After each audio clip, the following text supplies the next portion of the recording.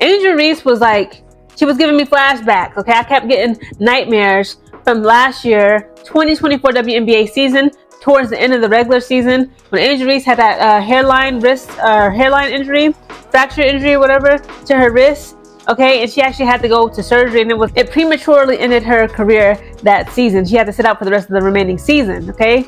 And she kept on grabbing at her wrist. Did you notice Angel Reese's face as she walked off the court? The fear in her eyes said it all. She was holding the same wrist that ended her season last year. It was clear she wasn't just in physical pain. She was thinking about her whole future in basketball. Last season, that injury led to surgery, and now it's happening again, just weeks before the WNBA season starts. The timing couldn't be worse, especially with women's basketball finally getting the attention it deserves. This injury isn't just a setback for one player, it's shaking up the entire league. The surgery, and it prematurely ended her career that season. She had to sit out for the rest of the remaining season, okay? And she kept on grabbing at her wrist, and you could tell that she was in pain. Last season, what seemed like a small wrist issue turned out to be a serious hairline fracture that needed surgery, cutting her promising rookie year short. The timing couldn't have been worse. Fast forward to now, did you notice the early moments in the game? The cameras caught Angel clearly struggling in the first quarter. She kept holding her wrist, wincing with each movement, but still tried to push through and make layups, despite the obvious pain. It felt like we were watching her nightmare play out all over again, as Reese seemed to relive that past injury right before our eyes. Reese, after injuring her wrist last season, getting surgery on her injured wrist, has now injured her wrist again and looked in severe pain in the Rose win in Unrivaled. In those first few minutes, you could see Angel making small adjustments, wincing after every hit, altering her shooting form, and trying to protect herself while still giving it her all.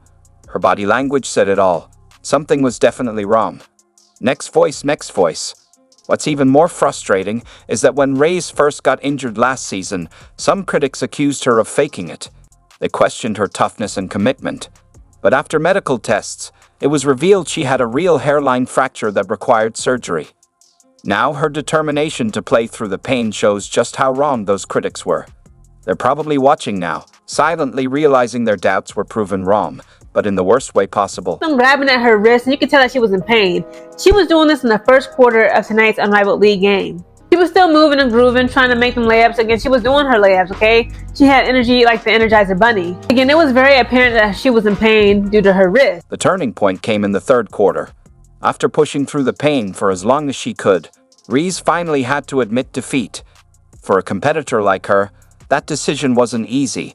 It really shows just how serious the injury was. She had got sat down, but I believe in the second to third quarter, she came back and was playing some more. And then finally after that, she just decided to rest for the rest of the game. Once Reese sat on the bench, it was clear just how much this was affecting her.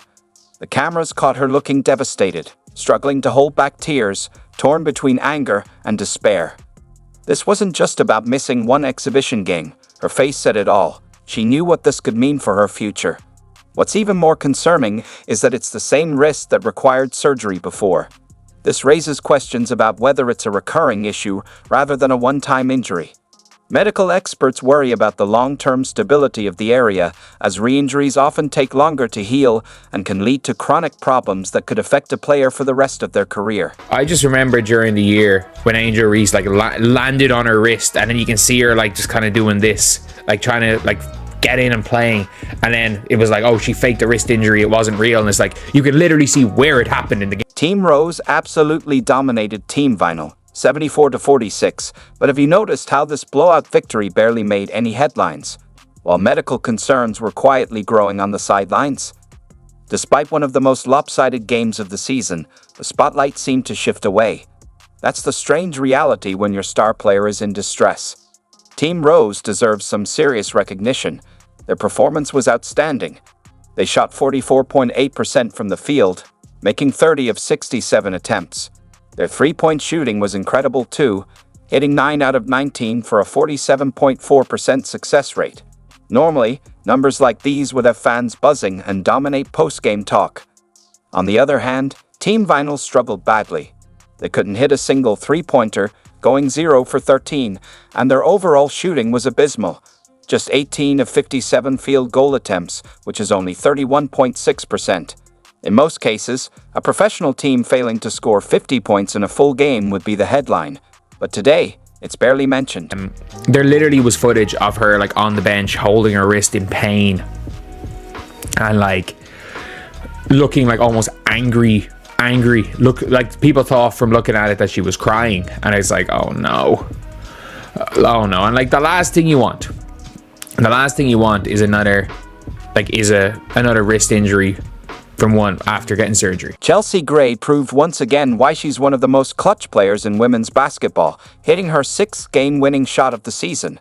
That should have been the top story, as her sharp point guard play was nothing short of highlight-worthy.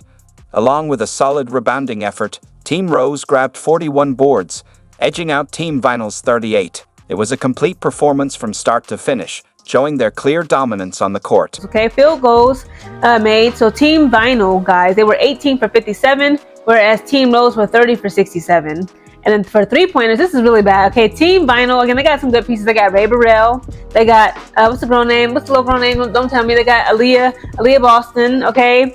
They were horrible, okay, at shooting if you just look at the score. So for three-pointers, they were 0 for 13. They didn't make none of their three-point attempts. But did you catch the bench reactions as the score gap kept growing? The usual energy disappeared. No high fives, no excited chatter, no celebrations when Chelsea made another incredible play. The atmosphere shifted from intense competition to something much quieter, almost like a hospital waiting room. It was as if the entire vibe in the arena had suddenly dropped, taking away all the heat from what should have been a fiery game. Brittany Sykes and Chelsea Gray, they really made a huge difference and impact in this game again, guys. This is Chelsea Gray's sixth time hitting the game-winning shot in this current unrivaled league season. Again, it was an amazing game, an exciting game. Shout out to everybody, okay, that was out there moving and grooving on Team Rose. Cameras kept cutting away from the action, capturing the tension off the court as Team Rose's coaching staff huddled in serious talks while players exchanged worried looks. Medical staff moved quickly, and even with a commanding 30-point lead, the atmosphere in the arena felt oddly quiet. Basketball is usually filled with electrifying moments, but this game felt more like a library than an intense showdown. While Team Rose executed flawlessly, completely outplaying Team Vinyl, the real story was unfolding on their bench. Players struggled to stay focused, glancing at their injured teammate between plays. What should have been a celebration of their dominance turned into a moment of shared concern. Their impressive stats became a side note, as post-game interviews shifted away from talking about the victory to focusing entirely on the condition of their teammates. Sorry, the Vinyl stink. Vinyl stink. They're so bad. Like, with or without Enrique, like, I predicted them to be my freaking winners. They were my predicted winners. Behind those concerned faces on Team Rose's bench is a deeper issue in women's basketball that's often overlooked. Did you know female athletes face different injury risks than their male counterparts? With the WNBA season just weeks away, May 16th to be exact, Angel Reese's situation forces us to face an uncomfortable reality. The constant physical toll of year-round basketball might be taking a heavy toll on these athletes' bodies before their careers even have a chance to truly take off. Look, the season's 2 months away. If it ends up being another injury, maybe not one that requires surgery, but another serious wrist injury, you're looking now at, I don't know, going into, say, May, June, for her to come back. And sorry, that first game of the season becomes significantly less relevant if Angel Reese is not there. The unrivaled league was created as an off-season competition for WNBA players to stay sharp and keep their visibility up between official seasons. Players get more court time, fans get more basketball, and everyone benefits, or so it seems. But this seemingly perfect setup has some serious flaws. These athletes aren't just playing for fun. They're competing for crucial financial compensation and exposure. The harsh realities of women's basketball economics create pressure to join these exhibition leagues, even when it puts them at risk physically. Now, imagine being Angel Reese. Turning down these playing opportunities means giving up both income and visibility, which could impact your career trajectory. When your future in the sport depends on staying in the spotlight, saying no becomes nearly impossible. Thing again to see any player getting injured. And look, and I get it.